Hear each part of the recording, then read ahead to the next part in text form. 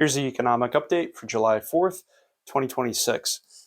It is now the 250th anniversary of the independence of the United States, and let's go through some of the economic data. So let's go through inflation numbers. The most recent data that we have is on June 11th.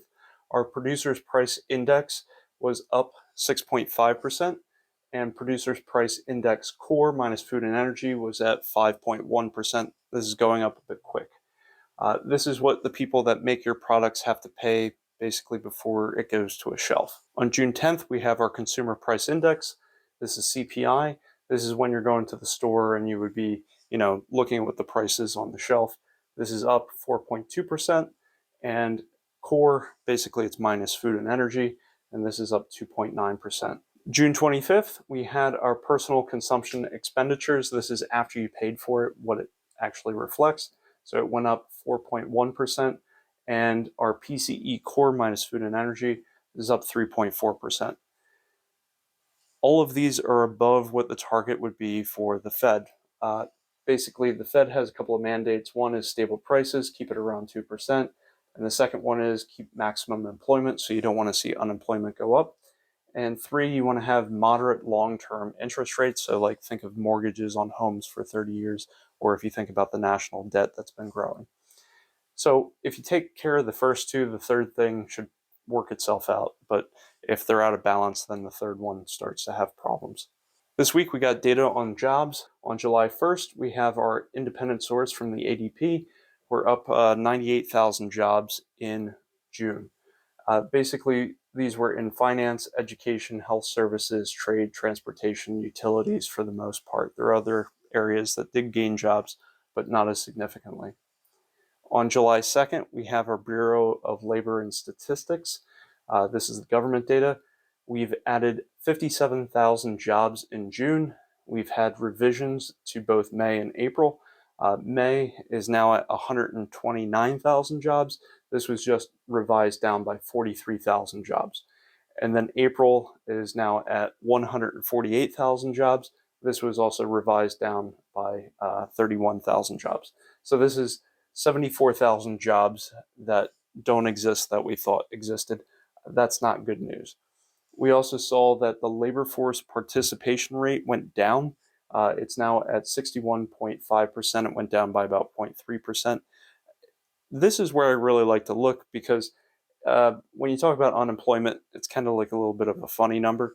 So unemployment has been going up over the last couple of years. It was down at a low of 3.4%, and then it's been climbing. It got up to about 4.3, 4.4%. It's down at 4.2%. So that's why I have it in blue. Over the last couple of months, it came down just slightly. However, over the last several years, it's gone up. When we talk about unemployment, what are we talking about? There's 7.1 million people considered unemployed.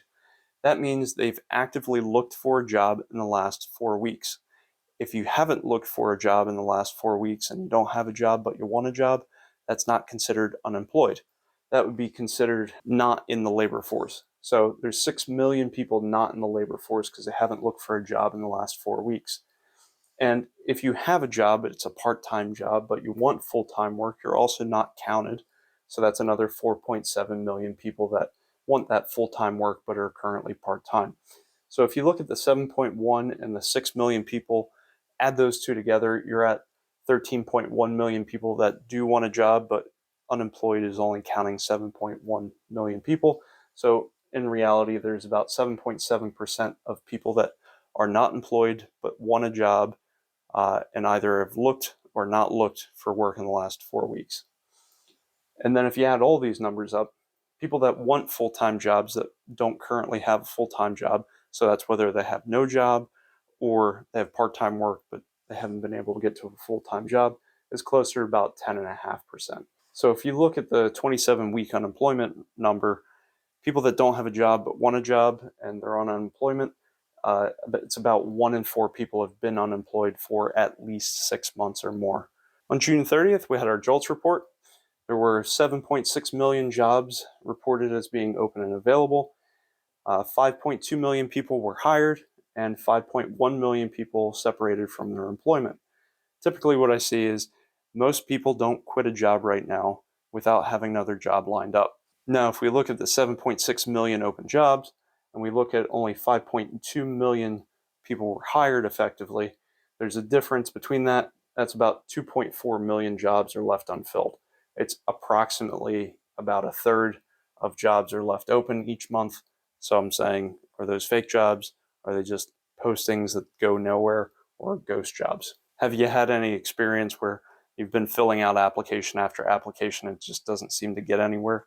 It could be this. If you see a job posting that's been open for more than a month, the likelihood that it's a ghost or a fake job goes up infinitely higher than something that just opened up a week or 2 weeks ago. Let's talk about the Fed. On June 17th, the Federal Open Market Committee meeting took place. They decided to hold interest rates steady at 3.5 to 3.75%. I know a lot of people were hoping with the new Fed chair effectively that he would drop interest rates. But with inflation running as hot as it is, and we're adding jobs monthly, that starts to cause an issue with the stable prices mandate. And he also kind of alluded to, he's twisting this a little. So 2.0% is not his inflation target. That was the prior Fed chief's inflation target. He said, really, it's the first number that matters. So whether it's 2 or 2.5 or 2.9, that first number matters more than the second digit effectively. He's given himself a little bit more leeway, but you can't argue 6.5%, 4.2, and 4.1%. It doesn't really matter. 3.4, you're getting close to the 2.9, but 5.1. All of these numbers, except for that one, are above that 2.9%. It doesn't look like we're actually going to drop interest rates. In fact, there's a risk that we're going to raise interest rates this year. I'll get to that in a moment. They said that they want to maintain ample reserves. Basically, they're buying up that 0 to 3 year T-bills, treasury bills, whatever you want to call it, bonds. And then inflation is elevated. Capital investment and productivity are strong. However, unemployment is steady. It's not going down. It's not going up. It's pretty stable for the moment. Economic activity has expanded. However, there's still uncertainty with the Middle East conflict, effectively US and Iran and other countries being involved. And that's driving up the energy prices with the Strait of Hormuz being blocked. Countries are building pipelines around that. They're like, I can't wait for this to be fixed. So they're just going to start building pipelines to other waterways to get out of this. Do recognize this one came with a dot plot. Every 3 months they go through this. So they look at the interest rates and they're saying that basically they're likely to hold or to rise in 2026. And 17 out of the 18 people that were looking at this, providing the data, have said they expect it to stay the same or go up. Do not expect interest rates to go down, at least short-term interest rates. What's our gross domestic product look like? Well, on June 25th, first quarter 2026 was revised to 2.1%, still positive, so that's good. July 1st, second quarter 2026, GDP now has dropped their estimate fairly significantly. We're only at plus 1.2%. How's the consumer doing? And by the way, we're all consumers. How are you doing? Are you spending more? Are you spending less? Are you spending more in a certain area? Do you find yourself spending more on necessities like electricity, gas, diesel, that sort of thing? Or are you spending it more on vacations and fun things? Leave a comment below. Tell us what you're doing. So on June 25th, personal income is up 0.7%, up 181 billion. So that's good. Personal consumption expenditures are also up 0.7%. That's fairly high, so that's not really the best. And it went up by $156 billion, which ate away at most of the gains. So where is this money being spent? Really, it's in finance, insurance, healthcare, housing, utilities, gas, energy. So the negative of this is, if you notice, most of these things are not fun, they're necessities. People, when they're concerned about money, will pull back everywhere else, but they'll continue spending on whatever they need to spend, such as, those things right there. And the personal savings rate is going up slightly. It's at 3%. 3% is very small. It's really hard to get ahead if you're saving such a small portion of an income. So I would prefer that to be closer to like 15%, for example. June 26th, we have our index of consumer sentiment. Month over month, we're up 10.5%. Year over year, we're down 18.5%. Current economic conditions were up 4.1%, down 26.4% year over year. Index of consumer expectations were up 15% month over month, down 12.7% year over year. If we look on June 30th, current financial situation, there's more people thinking it's bad rather than good. This is the first time I've seen this crossover since 2022. And remember, back in 2022, this is when the Fed raised interest rates, inflation was high, and then the conflict between Russia and Ukraine occurred. Overall confidence is slightly up, so that's good. However, labor is down, business expectations slightly up, financial expectations slightly up. How's construction going? On July 1st, construction spending increased by 0.1%, but realize there's an error here. So it could be as much as plus or minus 0.7%, so this could be negative or positive. It doesn't really tell you much, and that's month over month.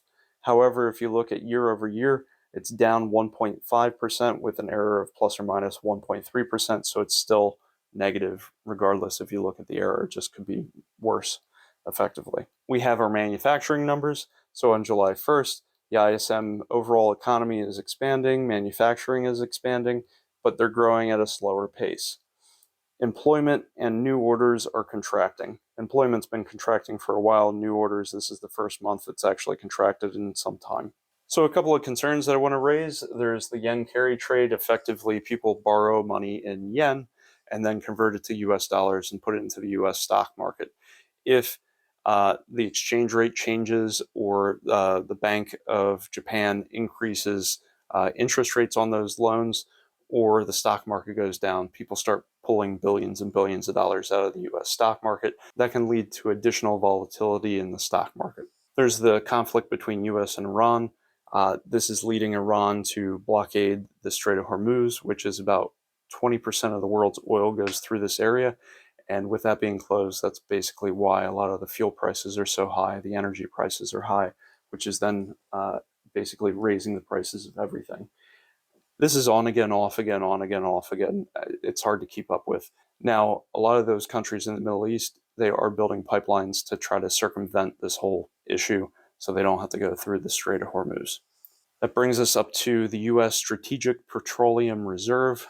This is now dropping below 320 million barrels, and dropping each day now. It's the lowest it's been in about 40 years. They have to maintain a certain amount of oil in these caverns or else they collapse.